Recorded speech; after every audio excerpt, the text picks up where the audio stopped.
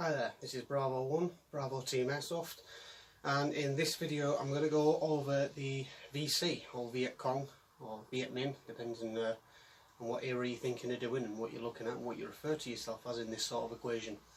So obviously I've got quite a bit of kits, and I'm a bit of a history geek in all histories, not just Vietnam, but Vietnam seems to be the biggest one, as that's the kit I tend to build up on most, and the games I tend to do most as far as Airsoft concerns. I do a few other bits, but Vietnam's mostly the Airsoft era that I go through.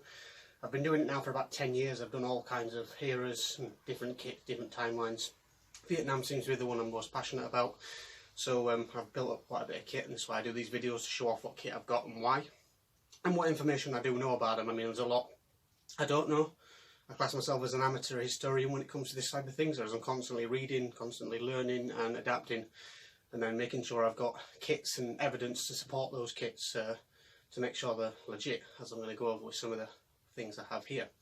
So like I said, I'm going to start off with the VC kit, and I will go over weapons first, because that's always the first thing that piques my interest when I'm searching through videos, is what kind of weapons they've got, what's the story behind them, you know, what era, what calibre, where it's sourced from, that kind of stuff. So, firstly I'm going to go over with the big machine gun, as you can see on the table, and this is the LCT RBK machine gun, which is it's the older generation, not the newer one, because I did manage to get this one cheaper. I got it as a Christmas present a few years back because it were on a sale, because they were getting the new gen in, and this was going to be the last of the old gen, which I thought was a pretty good deal for the steel quality build of it, the wood, and the performance, as it's been used quite frequently, as you've probably seen in some of the previous videos. So, basically, yeah, this weapon was originally made in 1961 to replace the RPD machine gun. Now, primarily I would have got an RPD machine gun, because that's what you see most of in the theatre of Vietnam War pictures, movies. This particular weapon's been very limited in scene pictures usage and what have you. And the reason for that being is basically the Russian government at the time, around the 60s, wanted to replace a weapon that's got the standard parts of the AK with the RPD. So basically it was easier to clean, the soldiers knew how to use it, more functional, and the machine gunner could take magazines from the rest of the infantry unit, which is what its main role was. They still did use the RPD for quite some years, but the RPK was slowly phasing that out. So as you've seen in the pictures, the RPD was mostly used by the Vietcong, or even NVA units for that matter, especially towards mid to late war, and that was the reason, because the Russians was trying to get all the RPDs out of the country, get them into other hands so they could replace them with the said mentioned RPK. Like I said, this was used in 1961, so after a fair few years of it being in circulation with the Russians, some started to make their way into Vietnam, usually mid to late war. That's why you don't see many of these in pictures or referencing. As far as I can tell from what research I have done, these were coming into service very late war, and then continued in the service of Vietnam well after the war, to the whole Montagnard and Cambodian type disasters that happened after the Americans left. So, like I said, I would have gone with the RPD, but unless you've got over £1,000 to spend on an RPD, that's not really going to happen. I mean, I know a few people I've got on Instagram and what have you that actually have one, which, you know, is really impressive, and some of them have shot the barrels down to make them look like the SOG types. Really gets me going, because I'd love to have one myself, but there's no chance I'm ever going to spend that kind of money on an Airsoft gun. Especially considering the mags, usual problems that you get with machine guns, if you've been familiar with the A&K M60s, or even the Stoners by GMP. We've all had these issues. I mean, several of my guys and people I know have had issues with the magazines. They're just not built that well. However, this RPK drum magazine has been quite reliable. I've had it for some years now. It's traded hands between 2 or 3 of us in our team. Bravo 2 and Bravo 4, I think, have also had this mag at some point in the years. Then this originally came with a stick magazine when I bought it, but I wanted it with a drum mag to, you know, properly sell the machine gun roll. So yeah, that's basically why I've got the machine gun as it is. It's really well. I think it fires about 2,500 rounds. It's got this little winding thing up here to sort of shimmy the BBs into practice so they can start circling up with the speeder. It's got a button glued on the side. It didn't come originally that way, but I modified it that way just to hide it, make it look a bit more realistic. It's got a big capacity for a battery in the back. It's got a bit of a range, bit of accuracy. It takes some tweaking with a hot, but it's been a really good gun. Now, I don't use this all the time, and when I have, I've carried another gun with this. As I mentioned in several things, I never normally just carry one gun in case one gun gets taken down. I have to lend it to someone, or we have to switch roles. So this is really a team machine gun. It gets spread amongst team, mostly used for SOG games, as we haven't actually done VC or NVA forces so far. This is the first time we've done that, once we've got all the kits together. But it's getting everyone else on board and pitching what game or milsim event we want to do as vietcong, as it's something different. We like to change things up a lot in the So yeah, that's basically the RPD machine gun in summary as far as airsoft. Again, an RPD would be more history accurate as there was a lot more RPDs in circulation than the RPKs, and the RPKs is more of a late war era weapon. The problem obviously with that is for airsoft, no one's got £1,000. I mean, if you've got 100 guys at a milsim, 50 of them playing vietcong, you may be lucky to have 1 or 2 RPDs in that circulation, but people are not willing to spend over £1,000 for an airsoft weapon when you can probably buy a deactivated real one for the same price. But, you know, each to their own. If I was rich and I had the money, I would own one, and probably own 2 for that matter. I'd have one shop for the SOG kit and one as it is. So, yeah, that's basically what I want to go with the RPD. Obviously, a lot of other machine guns were in circulation along with the RPD, RPK. Then they had a lot of the World War II era stuff as well. I couldn't tell you. I know even like MG42s were used by the vietcong. Especially early war, a lot of their weapons are German stuff, which I'll go over shortly. So yeah, basically that's the machine gun. So for the sake of viewing what I'm showing you, I'm going to remove this from the table, just so we can see what it is we're looking at.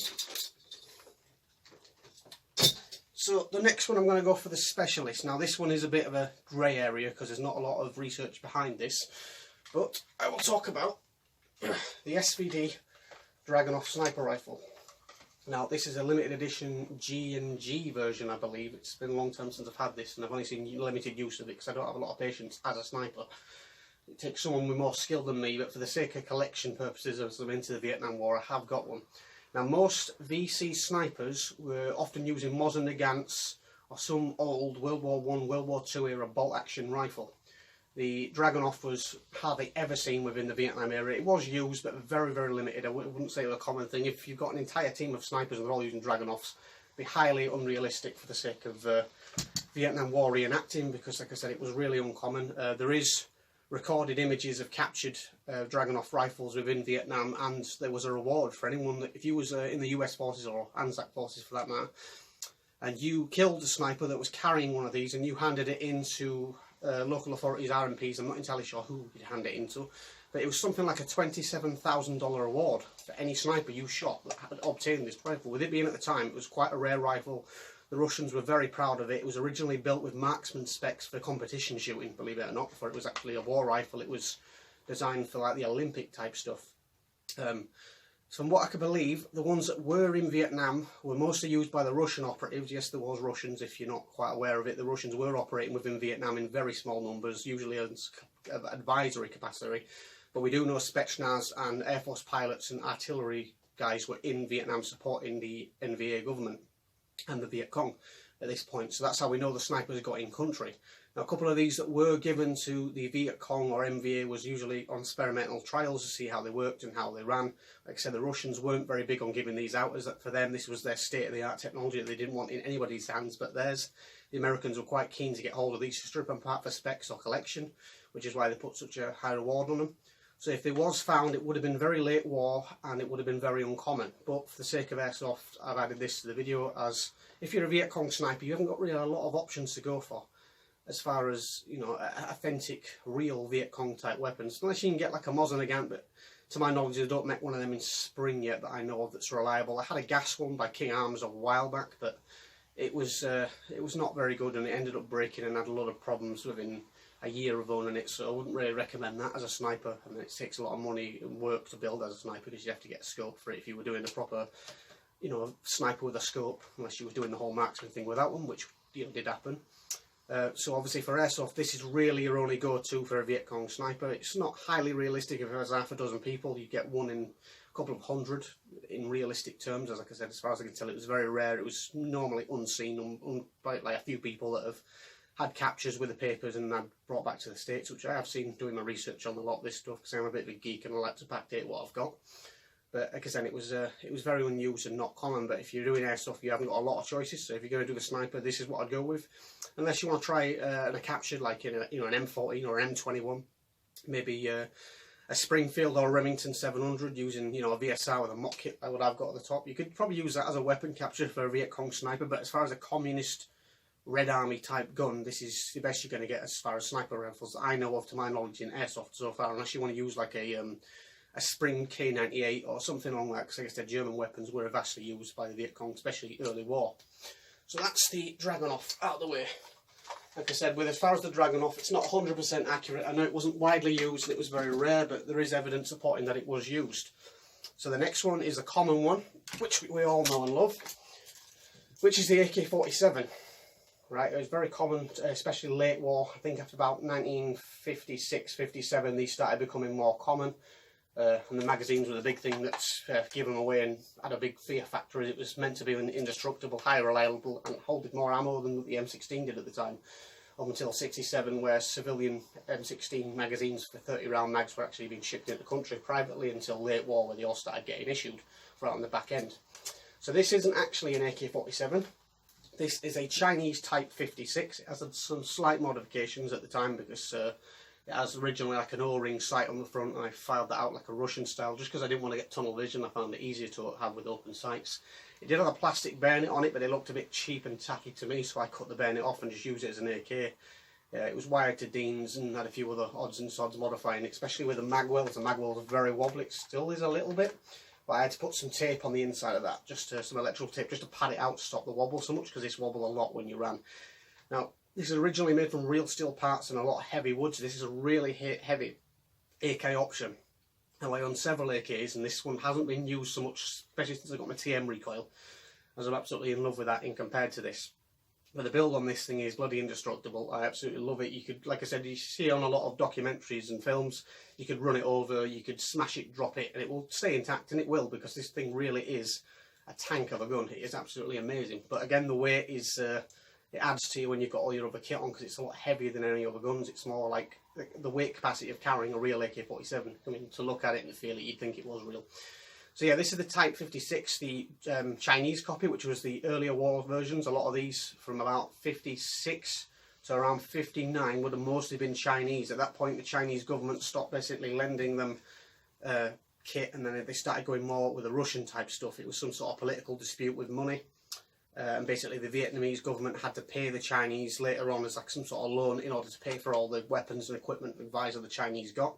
Whereas the Russians were doing it purely out of a power grab with the Americans, so they sent a lot of Russian weapons, advisors, tanks, equipment, even planes and pilots, just to aid within their support of the war. They didn't actually want anything. So you'd see often Russian AK-47s with the difference between the stamped and the milled receivers.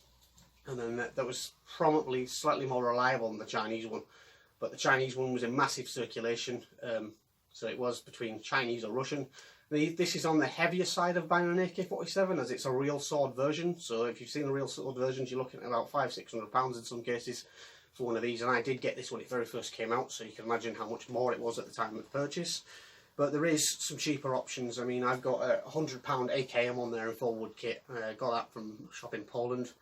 That is excellent. I mean, it's not as good quality as this, and it's not as reliable as this, but for a cheap budget gun, that's definitely something I'd go with. It was like £110 or something from Poland. Excellent weapon choice, but I have, you know, very different ones for different kits. I'm a big fan of the AK as well as I am of the AR. So yeah, basically this is the AK-47 variant. I'm going to say AK-47 because it's technically not an AK-47, but that's what we're going to go with.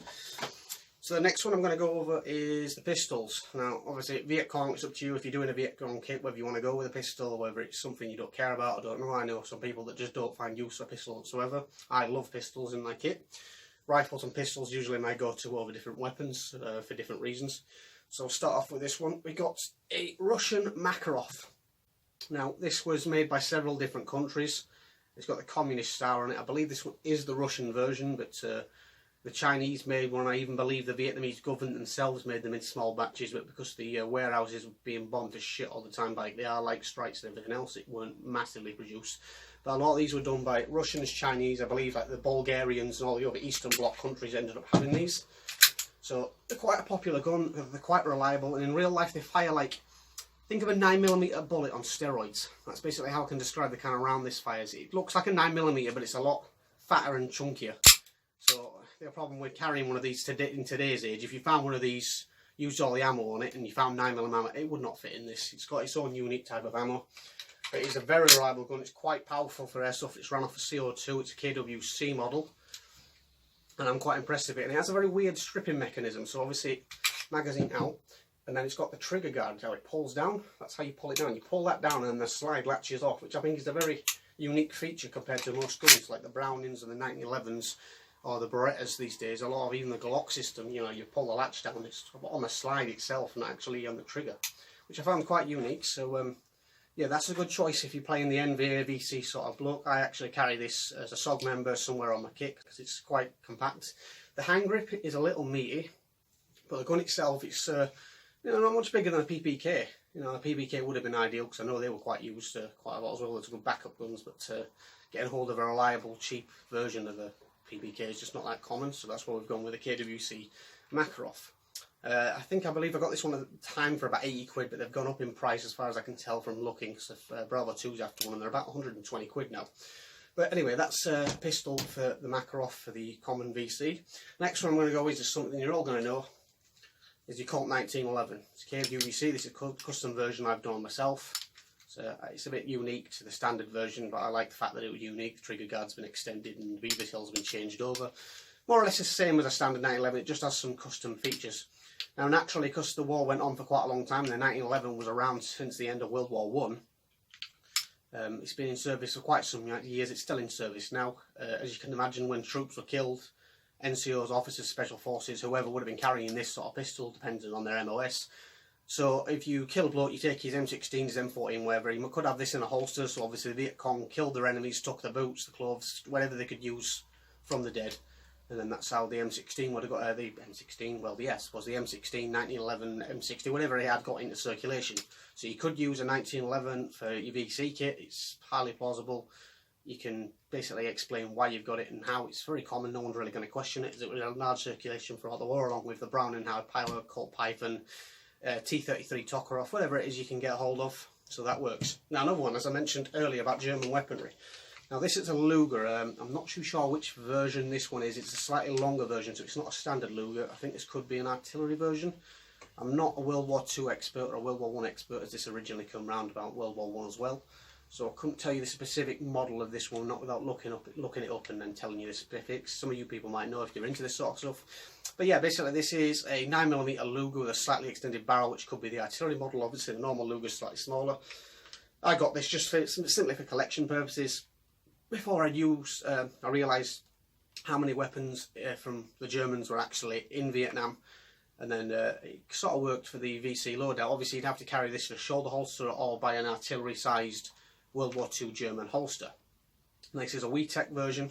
It's very complicated to use, so in order to put the magazine in the weapon you need to cock the hammer back, then put the magazine in for it to fit. Now if you fire that off and you don't cock it back and you put the magazine in, it won't get in. If you force it in, it'll just vent the gas. I find that a very weird sort of system to do. So again, cock back, magazine in, and then the safety goes on for obvious reasons. Now obviously there's nothing in any of these guns, so it's not going to be a safety issue as they've all been checked. But yeah, basically that's the 9mm Luger. So this obviously can use for a vietcong. I believe Bravo 2 is looking to use a Luger or a P38 for his vietcong kit, just to make it a bit different. I'm probably going to go with the Makarov, as I'll explain why shortly. But yeah, that's basically it. Now as far as I can tell from German weapons, and the reason the Vietnamese had a lot of German weapons early war, like I said about them using the MG42s, 32s in the early stages of the war, even K98s, is because when World War II ended and the Americans and the Russians moved in on Germany and they met in the middle, the Russians seized a lot of the weapon factories that was being made within Germany and basically seized all the weapons that were left in the factories for themselves, probably captures as well from all the Germans surrendering at the time.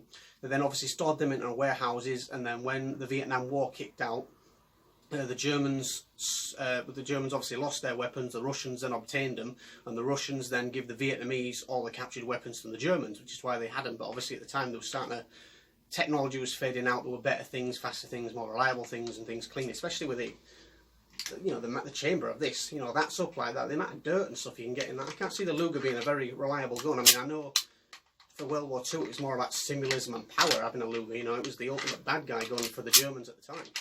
So I can kind of understand, you know, why they had this. It was a symbol of power, but it's practical use. Can't say a big thing for the Luger. I got it more for collection because, you know, I like every kind of gun from old to new, you know. I mean, my favourite modern rifle is the LVOA. My favourite Vietnam rifle is probably the Car-15 or the AK-47. You know, it depends on what kind of terms they're doing. It's not a bad thing to own within the weapons class.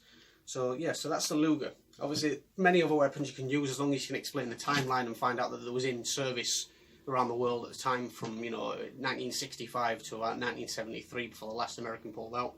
Unless you're doing some sort of kit where you were still in country after 73, I suppose you could do it. But yeah, that's what I've done for as far as weapons. So the last thing I'm going to go over now is the kit itself. Now the boots. Obviously, a lot of them would have used sandals, pumps type of stuff, but as far as airsoft goes, I wouldn't recommend it, especially with the cold and the mud and standing on bricks and stuff. Our feet aren't built like that. Any Westerners does not walk around barefooted, unless you're Cody Lundeen, which was certainly not.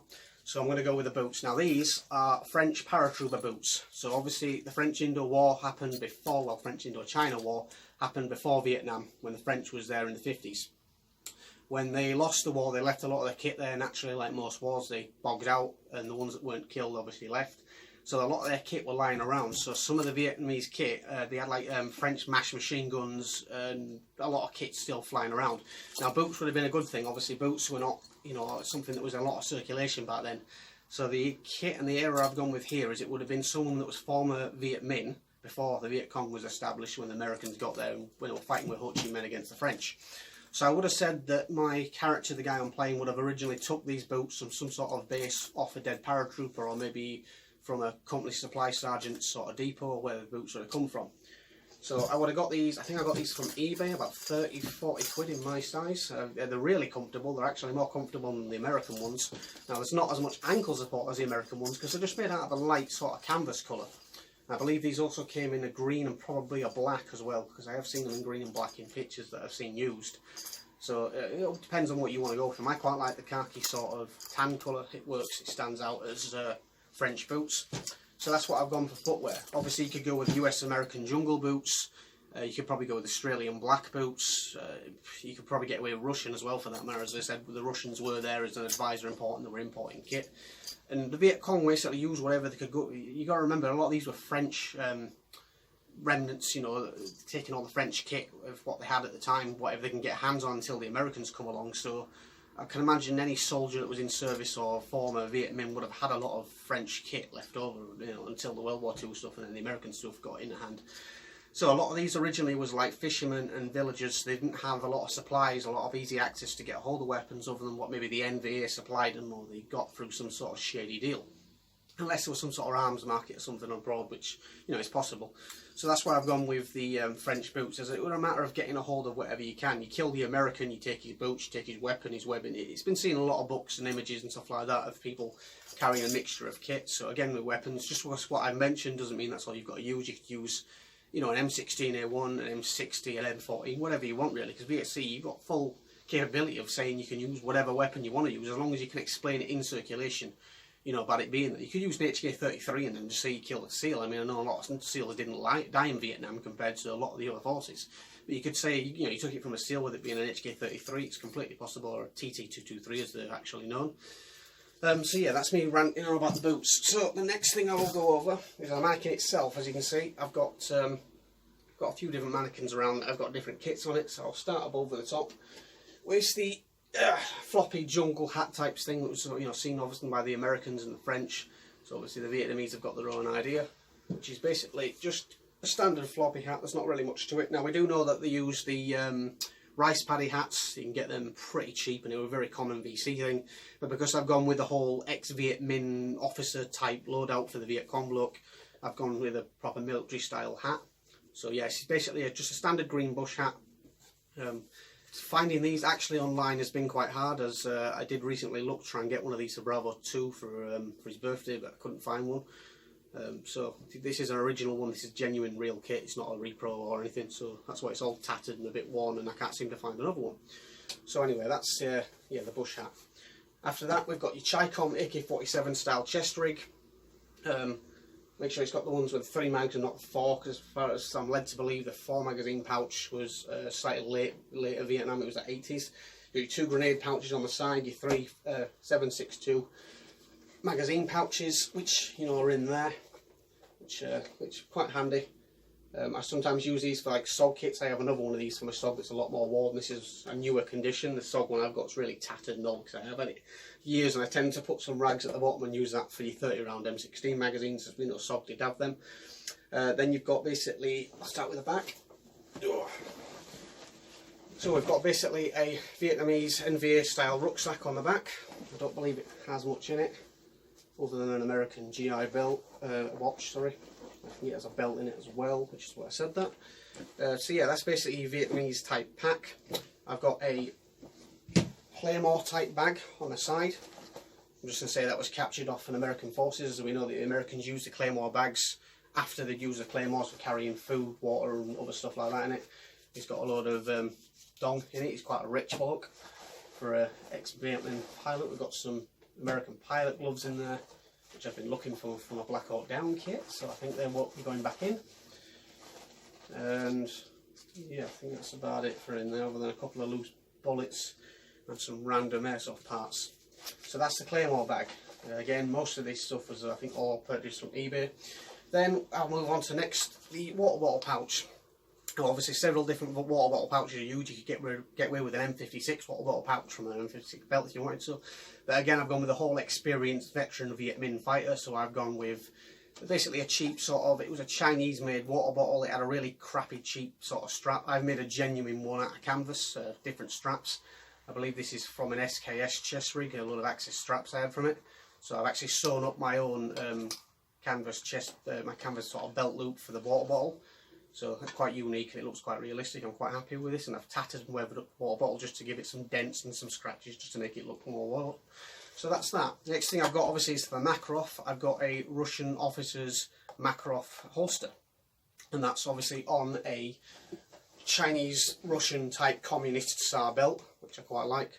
So I've got it all on one thing. This is not necessary, obviously you can get away with completely not using any of this, but because I've gone for the whole Viet Minh officer kit, it builds it up more and it looks a bit better on the mannequin. So the last things I'm on to this, I'm nearly done, is the scarves itself. Now each scarf, I'm led to believe with the Viet Cong that had these scarves, was to represent some sort of regiment, brigade or freedom fighting force that was assigned to a certain area. So I believe the one that it's got, it's like a black and white checkered one, and that means that there was from the Mekong Delta River, and that's where they operated. I don't know exactly what region, but that's what that signifies, that they're assigned to that specific region. So I'm assuming this would be stuff for like LERP units or MACV SOG, where they was getting units dressed up in mixed kit, and obviously if they were using the mountain yards and they had them dressed in this kit, they'd never know that there was not, Viet Cong forces. So the only thing that identified them was the neck chief itself. Now I don't know whether this was a late war thing after they figured what the Americans and the other Allied forces were doing, dressing their scouts and pointing them up in this sort of kit with them sort of things around the neck, which is why they did it. But that's what it is, and there's several different versions of these for different regions. I'm guessing not all of them had these, but I know that was the main thing behind the whole neck scarf. The last thing I've got to add to this kit, apart from the actual kit itself, like the clothes, is the whistle. Now obviously Americans had radios in short numbers. It was like maybe 2 per platoon in case the platoon needed a split, if that, which was the PV, I believe it's PRC 25, and then they had another one called a PRC 71. You must forgive my knowledge on this one, it's still something I'm learning of, so my memory's a bit hazy with the specs on what actual radios the Americans used. Obviously the Vietnamese had that in very, very small numbers, and more than likely it would have been Russian or Chinese radios, and then they had to get someone to reach it. But the common VC guerrilla would have had a whistle. Now obviously the whistles were usually given to the platoon sergeants or officers within whatever rank structure the Viet Cong has got. I'm sure they had one. So they blow the whistles and it signifies stuff, once for attack, 2 for retreat. I don't know the exact specifics on what the whistles were for, but they did have whistles and that's what they were used for. It was their way of communicating and telling people when to attack on a large scale. Now, a few years back we did a milsim at the in-country thing, and we was on a patrol as a recon unit, and all of a sudden the entire tree line started whistling, followed by smoke. Me and half the team got wiped out instantly. I took a round to the neck. I dropped, Bravo 2 took 2 to the back, Bravo 8 I think took 1 to the back as well, and we all sort of dropped within a matter of a couple of seconds, and it was quite panicking. I mean, the realism of it was brilliant. They blew all the whistles, they threw smoke grenades into the trees, and then they come charging out, AK-47s at the hip, flags waved over, ended up cutting us all down to pieces. It was a complete ambush. It was really well done, and they used the whistle technique, and that's obviously where I first learned what the whistles was for. And then over time, seeing movies, reading documentaries and books and that sort of stuff, it's where I've all learned the whole documentary with the whistles, which I think is quite a unique thing, so that's why I've added a whistle. Now obviously the last bit of kit I can go over is the black pyjamas itself. Now these are real, these aren't reproduction, they are real. Now originally there was in a green, like a mucky green colour, but I preferred the black. Seeing as the whole team that are agreeing to do the vietcong, we're all going to go in black kit, I decided that I preferred the black as well. So these have actually been dyed in the washing machine. They are real, but they've gone from green to black as I originally had them, just because I like the fact that it's black a bit better, it stands out, you know, more with the rest of the team. And it looks more, you know, VC than NVA, because obviously the NVA used a mixture of like a brownish sort of tan colour and a green colour, depending on what district there was in and what kit you get a hold of. So that's why I've gone with the black kit. So yeah, so that's basically everything for my vietcong loadout. As I say, I could go with more into detail of weapons, uniforms and kit, but this video is already going to go quite long for what I thought I was going to do it. So I'm going to keep it at that. Again, I could have gone on more with kit, but this will do for a quick reference of what kit I've got. You probably already know this stuff or already seen this stuff, but the simple sake that I have all this kit, I figured that I'd go over a video and then just reference what I have, why, and where I've heard it being said, used, and whatever. So again, this is Bravo 1, Bravo Team Airsoft on vietcong kit. Thank you for watching.